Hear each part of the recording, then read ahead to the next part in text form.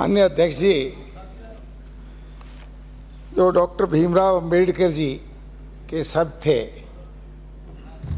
कि किसी भी क्षेत्र का, किसी भी कंट्री का, किसी भी स्टेट का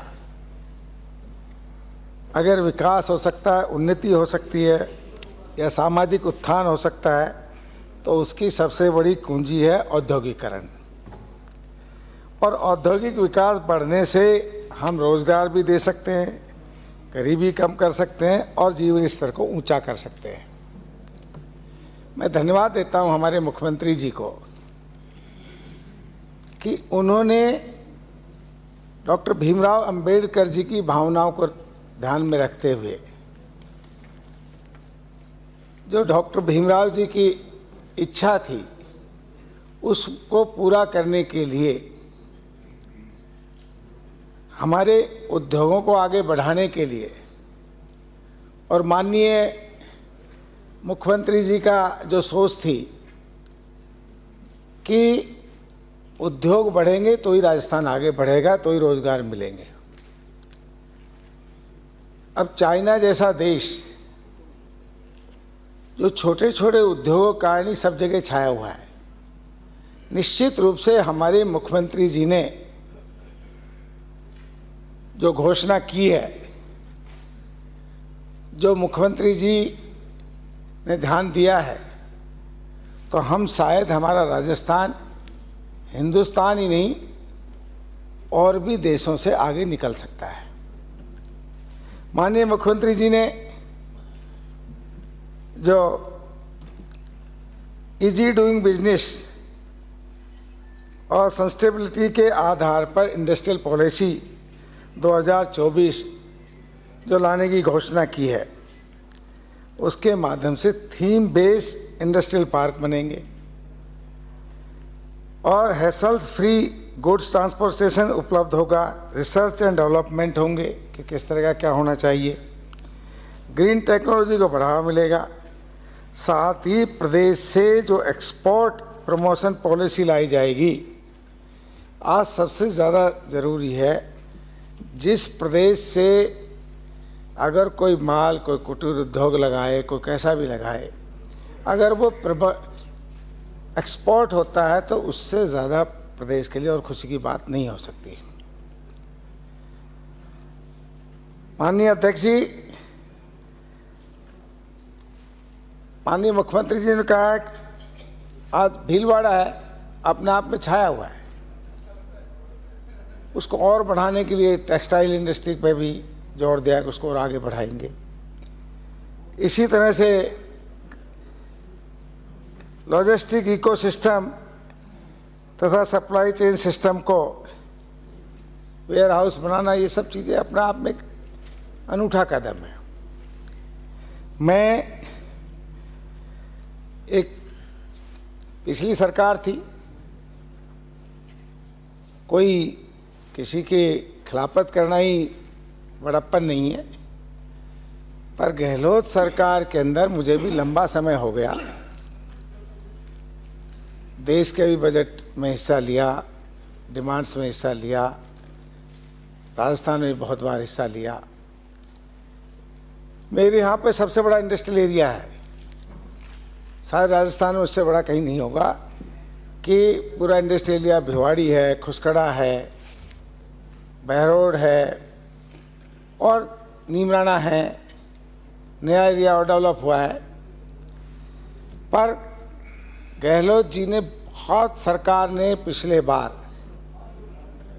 एक बहुत बड़े जोर शोर से काफ़ी शोर भी मचा कि हमने इन्वेस्टर बुलाए हैं, इन्वेस्टर मीट कर रहे हैं। पता नहीं राजस्थान का कितना पैसा खर्च हुआ होगा, खूब इनकी आवभगत भी हुई, 4000 शायद करोड़ के, करेक्ट मुझे फिगर याद नहीं है, MOU भी हुए,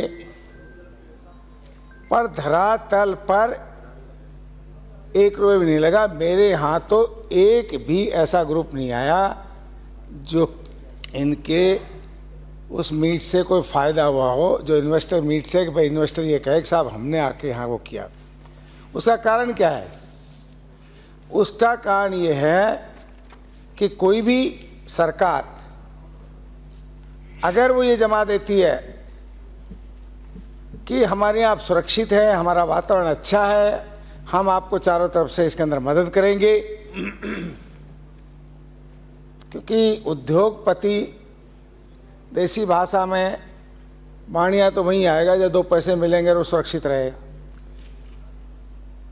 तो उन्होंने एक तो इनकी सरकार की सुरक्षा नहीं थी कि पता नहीं कब क्या हो जाए। दूसरा है कि इन्होंने वो वातावरण ही तैयार नहीं किया, खाली ढिंडोरा पीट दिया कि हमने इन्वेस्टर मीट कर ली, लेकिन उसका रिजल्ट क्या निकला? तो एकदम जीरो। ये यहाँ पे आराम से अपने पिकनिक मना गए, उन्होंने देख लिया कि सरकार का कोई रंग ढंग तो है नहीं, सरकार का कोई अता पता नहीं है, और इनके ज़्यादातर उन्हीं उद्योगपतियों को गुजरात ले गया, मध्य प्रदेश ले गया। उन्हें तो इन्वेस्टमेंट तो करना था, उद्योग तो लगाने थे, पर केवल इसलिए उन्होंने गुजरात को अपने आप में सुरक्षित माना, मध्य प्रदेश को सुरक्षित माना, पर राजस्थान को सुरक्षित नहीं माना। ज़्यादातर इंडस्ट्री उजड़ गई। तो आपसे मेरा तो यही आग्रह है कि माननीय भजनलाल जी ने, मैं तो ताजुब करता हूँ, जितना मुख्यमंत्री जी का धन्यवाद दे सकता हूँ उतना देना चाहिए। और निश्चित रूप से ये भी तय है कि माननीय मुख्यमंत्री भजनलाल जी ने, हमारे उद्योग मंत्री जी ने, इन्होंने कहा है कि हम इन्वेस्टर मीट करेंगे, लेकिन जो ये इन्वेस्टर मीट करेंगे तो ये तय है कि यहाँ पर इन्वेस्टर आएंगे और अपना इन्वेस्ट करेंगे, क्योंकि उन्हें यकीन है कि ये सरकार स्टेबल है। भारतीय जनता पार्टी, पार्डन, आप टोकेंगे, अनस्टेबल नहीं है, आपकी अनस्टेबल थी, क्योंकि भानुमती का कुटुंबा कहीं का ईंट कहीं का रोड़ा, तो इसलिए आपके कई मुख्यमंत्री बन गए थे, कई मुख्यमंत्री बन गए थे आपके सदस्य। पर यह है कि तो फिर वो भी टोकेंगे, इसलिए परिपाटी मत बनाए। गहलोत सरकार ने, पिछली सरकार ने, क्या कारण है, जब जब बीजेपी की सरकार आई यहाँ पर बड़े बड़े उद्योग आए। ये माननीय विपक्ष के नेता बैठे हुए हैं, अगर ये ईमानदारी से बात करें तो ये उसी एरिया से है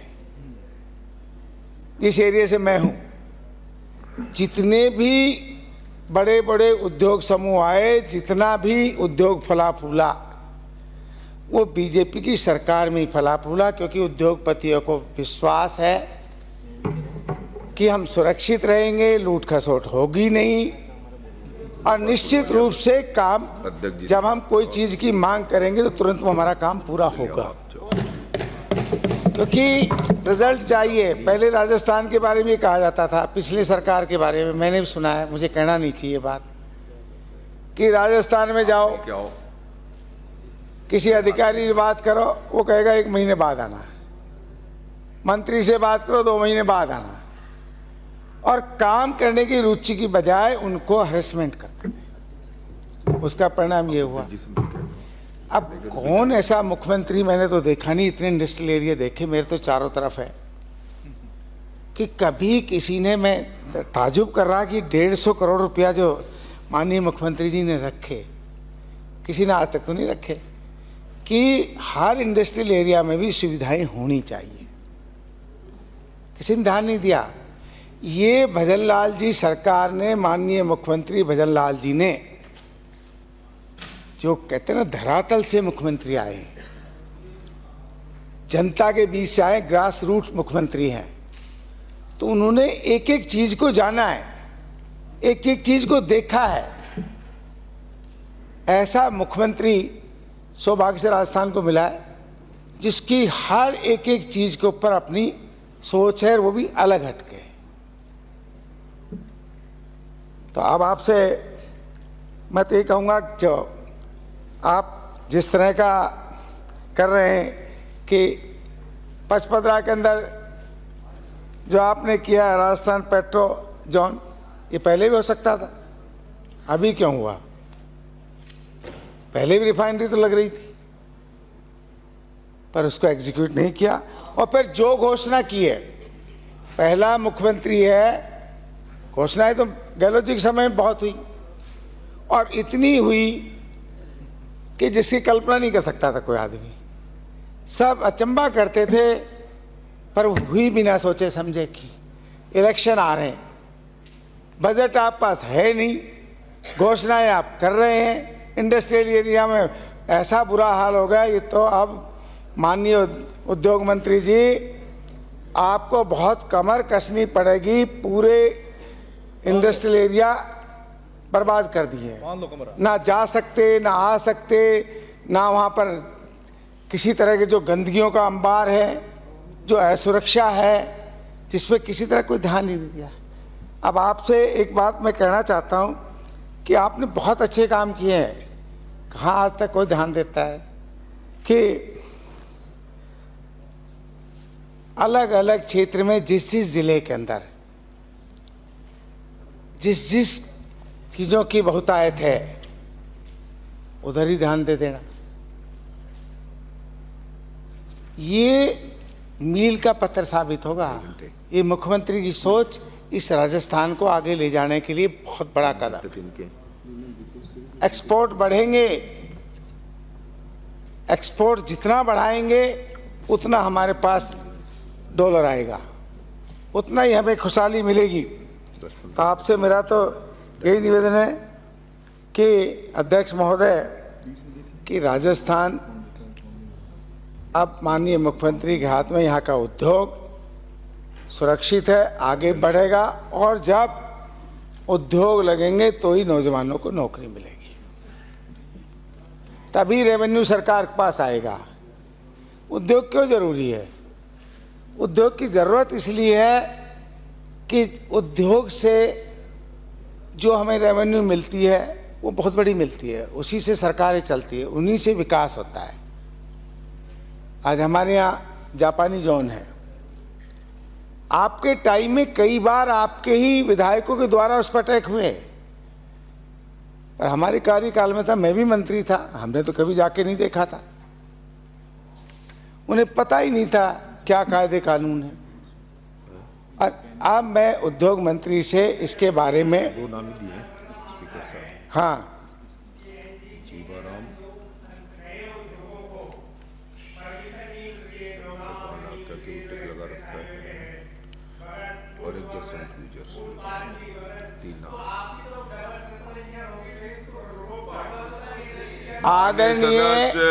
आदरणीय जो आप एनजीटी की बात कर रहे हैं, एनजीटी वहीं पर दखल अंदाजी करती है या उसी को रोकती है जहां पॉल्यूशन की दिक्कत। एनसीआर के अंदर अब भी लग रहे हैं, लेकिन जिनके अंदर पॉल्यूशन होगा तो जनता के हित में उस बात को रखा जाएगा। अरे माननीय सदस्य, कोई आपसे बहस थोड़ी हो रही है। गिलोट में कोई क्या बात करनी हो तो आप माननीय मंत्री से कह देना, आपका जब आए। माननीय प्रतिपक्ष के नेता जिस एरिया में आते हैं, बहुत बड़ा इंडस्ट्रियल एरिया डेवलप हो रहा है, ऐसे बीच में अपन बैठे वहाँ क्या एनजीटी की रोक है? क्या बोल पाएंगे? नहीं बोल पाएंगे। पिछली सरकार ने एनजीटी तब भी थी, पर पिछली सरकार ने वही उद्योगों को बढ़ावा दिया जहां पर एनजीटी नहीं रोक सकती थी।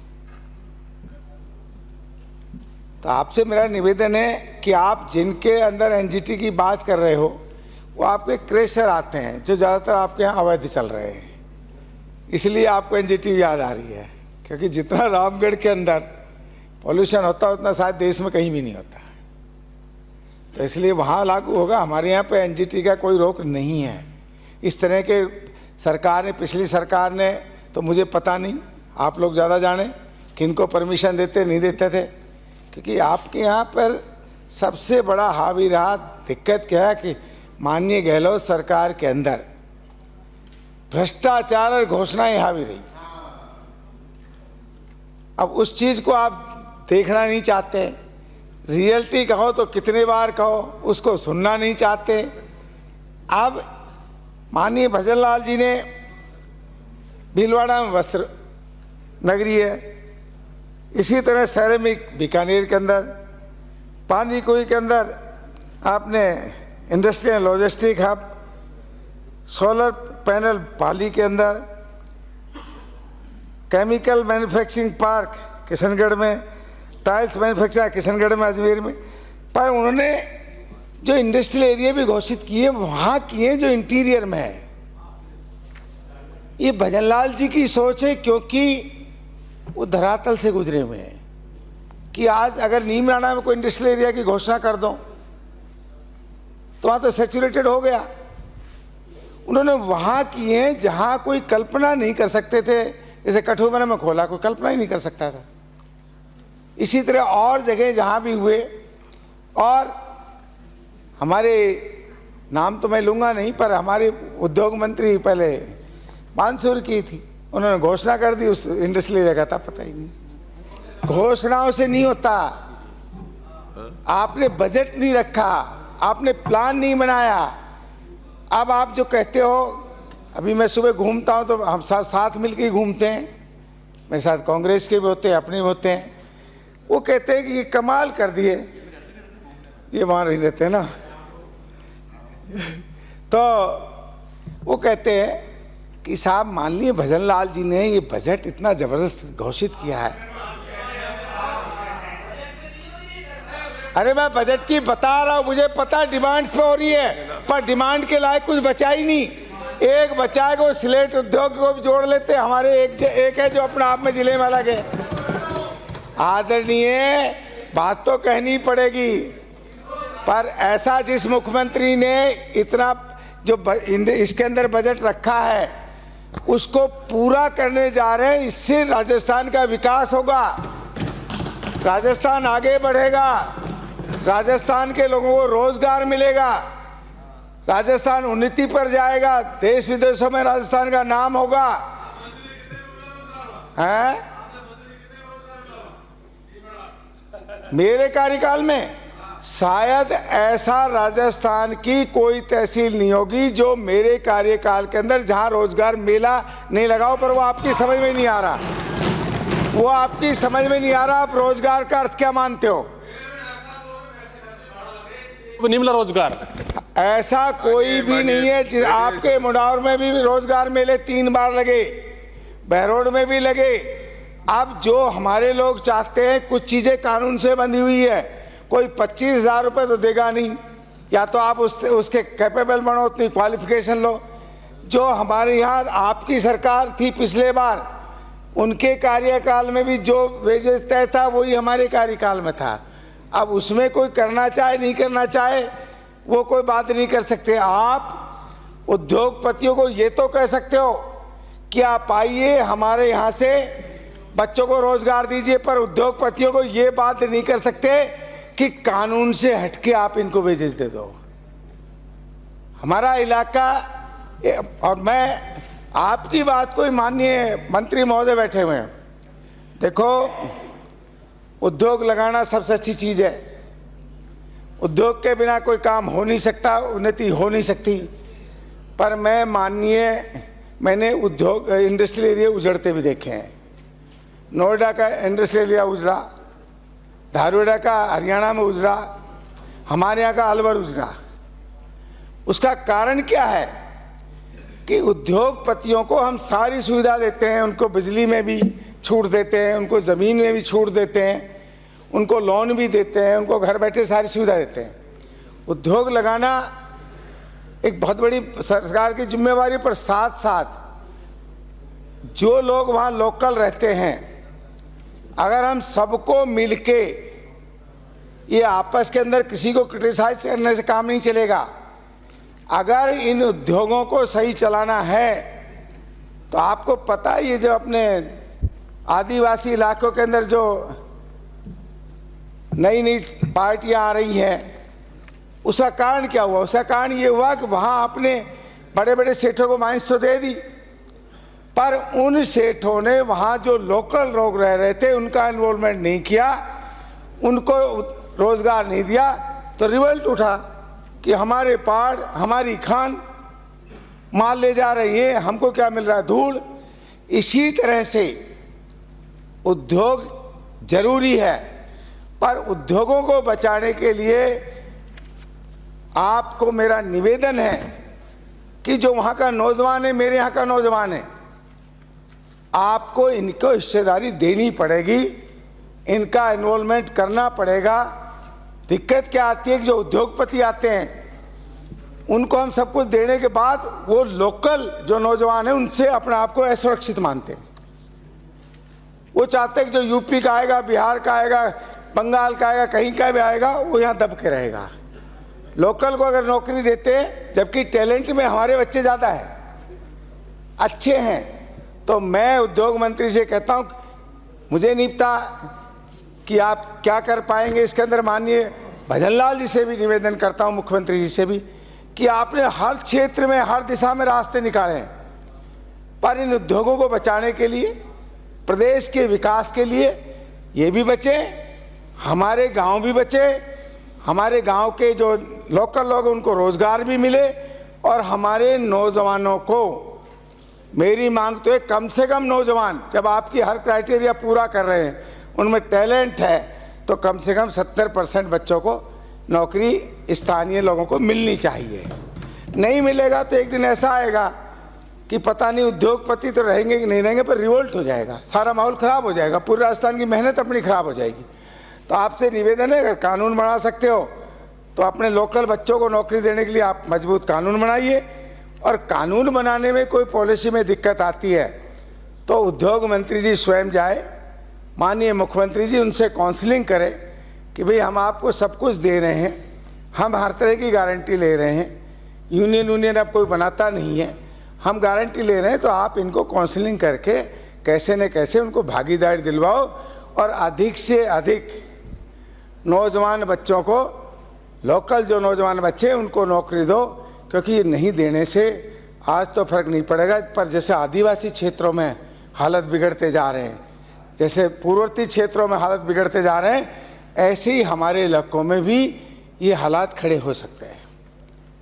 गांव के अंदर ट्रक है, उसको काम ना दे के बाहर का कोई आदमी आए, वो सस्ते भर लेगा, दे दिया उसको, सामान वहाँ मिल रहा है। अब गांव के चारों तरफ जो है वो देखते हैं, जापानी कंपनियों में हमारे यहाँ सरकार चाहती थी कि जापानी कंपनियां स्थापित रहें, पर उनके अंदर कभी लाइट नहीं जाती, उनके अंदर कभी सिक्योरिटी प्रॉब्लम नहीं आती, वो अपनी मर्जी से चलते हैं, सरकार का बहुत ज़्यादा अंकुश नहीं कि जिससे कि विदेशी लोग हमारे यहाँ आए, इन्वेस्टमेंट करें।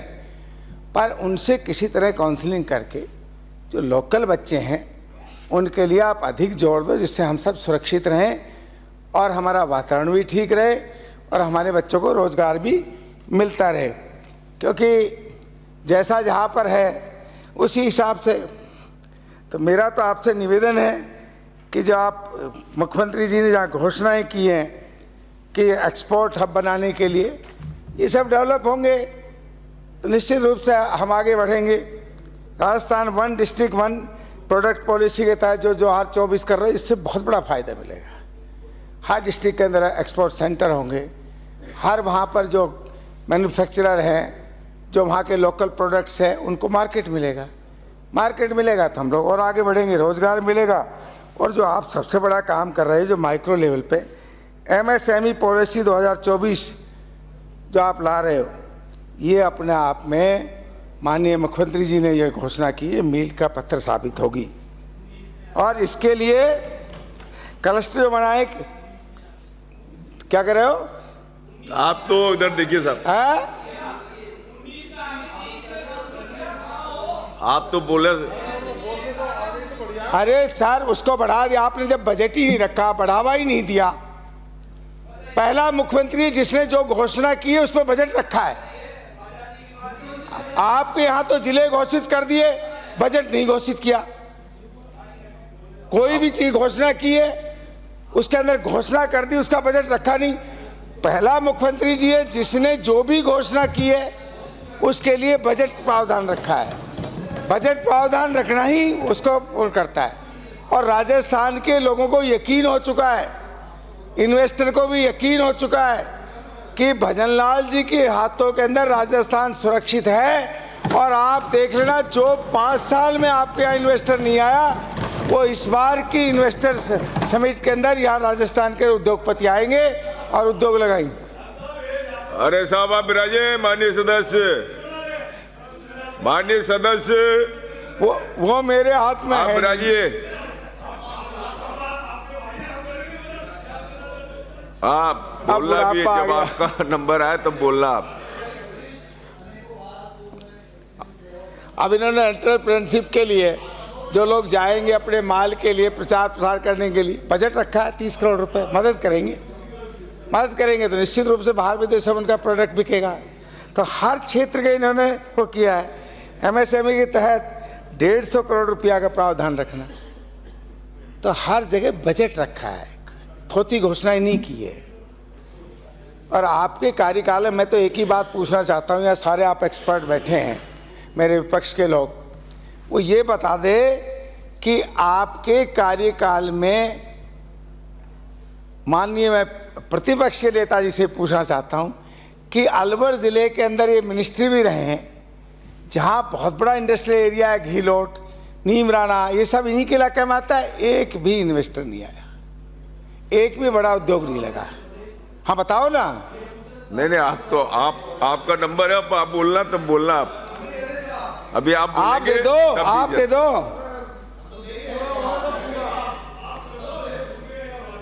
इसी तरह मांग संख्या आपस में 26 सवाल जवाब नहीं, अपनी जब बारी है। युवाओं के युवा मामले एवं खेल, हमारे खेल से तो आए हुए माननीय मुख्यमंत्री जी की फिर मैं तारीफ करूंगा। क्यों तारीफ करूंगा कि उन्होंने हर क्षेत्र में ध्यान दिया। कंक्लूड करें माननीय सदस्य। हमारे जो ये मंत्री जी बनाए ये भी खेल से आए हैं, इन्होंने भी देश का नाम किया है, इन्होंने भी गोल्ड मेडल लिया है। तो मुख्यमंत्री जी जब धरातल से आए तो उन्होंने एक एक चीज सोच समझ के की है। और जो खेलों में आपके टाइम में हालत थी ना, अब आप देखना 5 साल में अपने आप में राजस्थान आगे बढ़ जाएगा। जिस तरह चाइना हर मेडल लेके जाता था, इसी तरह राजस्थान अब हर जगह मेडल ही लेगा।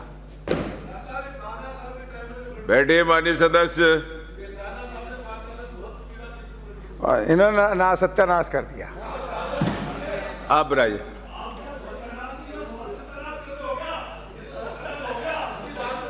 एक बात आप देखिए जो मैं आपसे कहना चाहता हूं। आप समाप्त करें साहब। सर अभी तो कहाँ बोलना शुरू हुआ है, ओपनर 30 हूँ। मिनट हो गए आपको। अभी तो मैं असली सब्जेक्ट पे आया ही नहीं हूँ। ये 30 मिनट हो चुके आपको साहब।